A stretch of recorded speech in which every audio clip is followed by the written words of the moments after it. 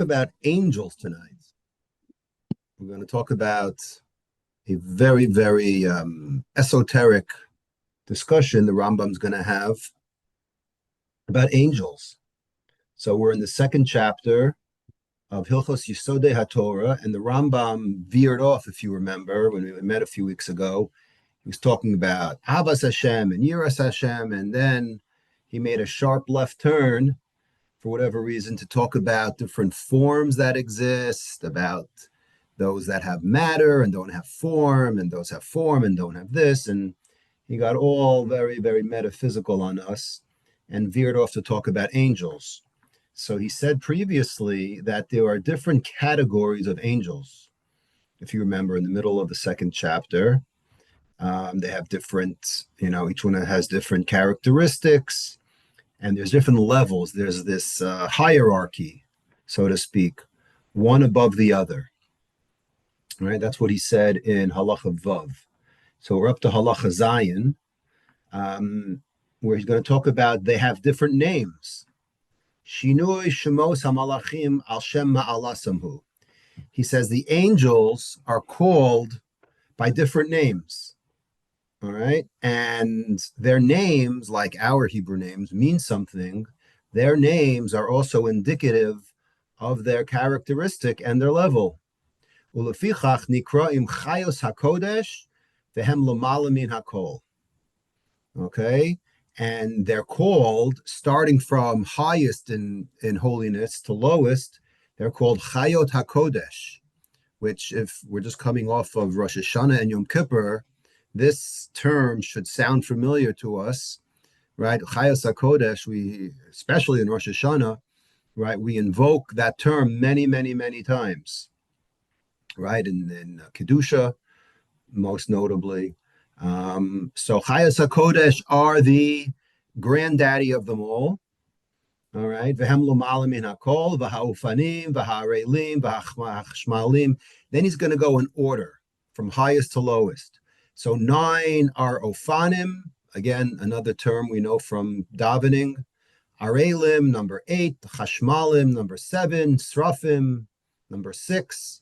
Malachim, number 5. Elokim, number 4. B'nei Elokim, number 3. Ukruvim, number 2. And settling in on the first level is Ishim.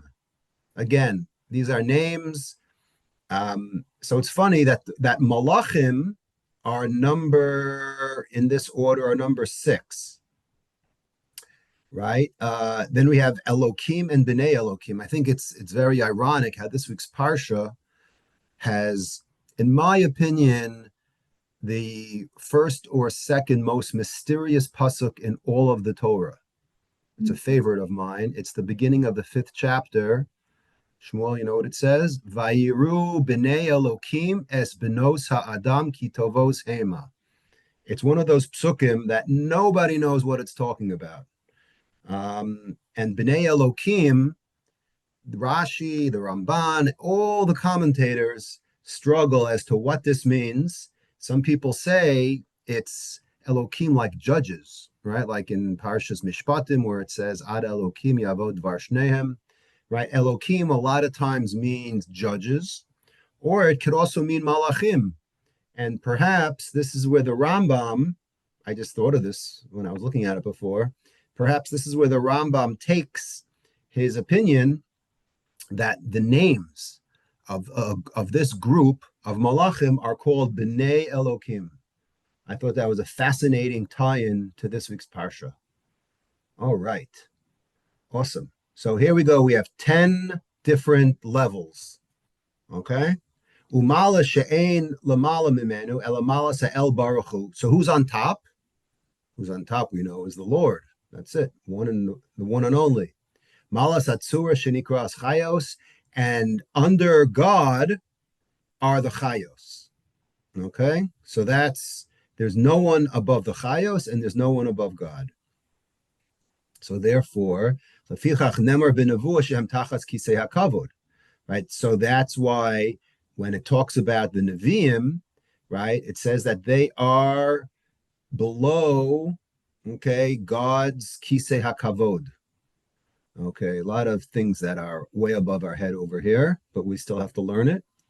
Umalad ha'asirit himalad hatzura shanikra ishim. So we went from the 10th, we talked about the holy number 10, and then all the way settling below on the first level is what he calls ishim, from the word ish.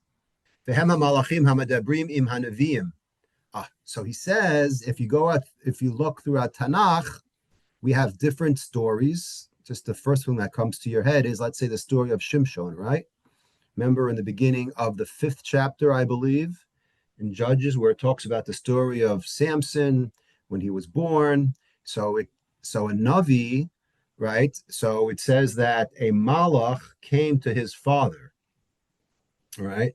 And I think if you remember, he says his name is Peli, I think. Lamazati Kralishmi, right? Why are you asking my name? And it's Peli. So the Rambam says anytime there are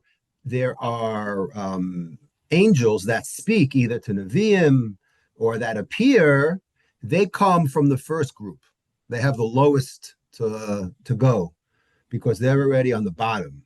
Again, whatever that means in English, not really sure, but they are on the bottom of the totem pole.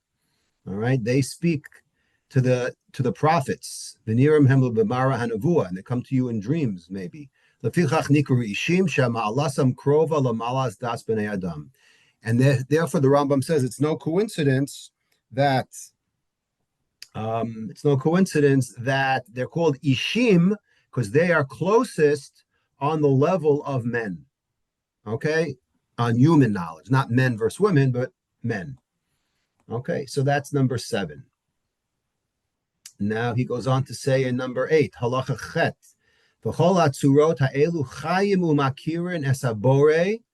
Okay, all of these different groups of angels obviously recognize and they know who they're working for, right? U'makirin esabore v'yodim osodea gedola ad me'od. They bond with God very much. And each level, okay, goes according to its level, okay, what they are on the scale of 1 to 10, the lo lefi gadla, not according to their greatness, meaning they're all on different levels. And each level is different than the next level. And it's kind of like zip codes, if you want to think about it, right? You send a letter to someone, it has to be to a certain zip code. So we have 10 zip codes, right, in Shamayim. Even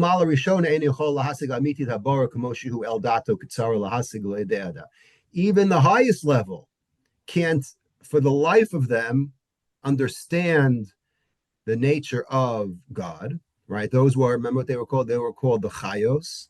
They can't understand the God, right? Because but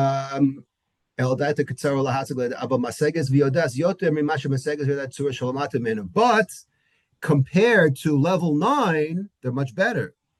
Obviously, that's how it works.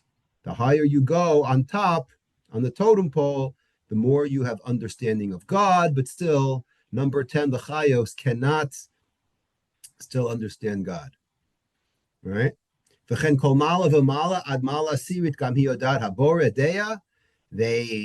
they're close.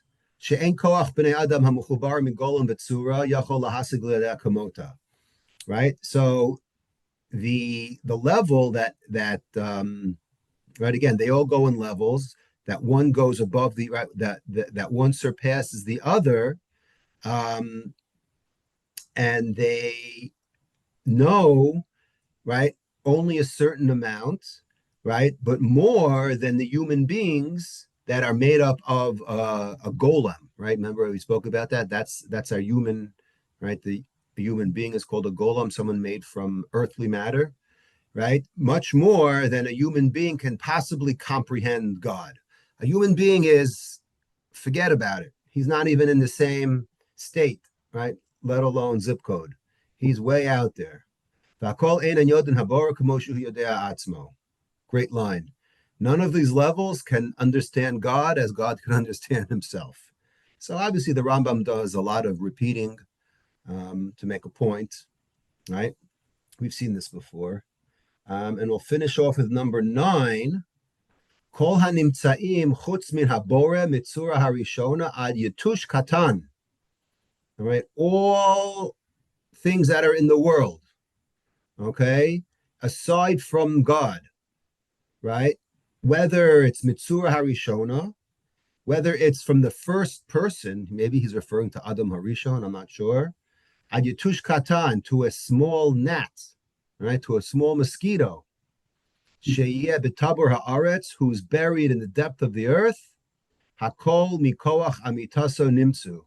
And here the Rambam again is, he's repeating that every single thing was born out of God, even the smallest creature. So he's again repeating it over here. All right. So even the smallest mosquito, right, in the middle of the earth came from the ultimate being. And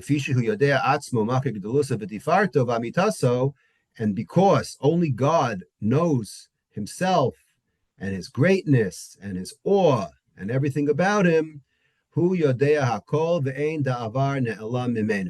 he is omnipresent, right? He's omniscient, and he knows everything, and nothing is hidden from him.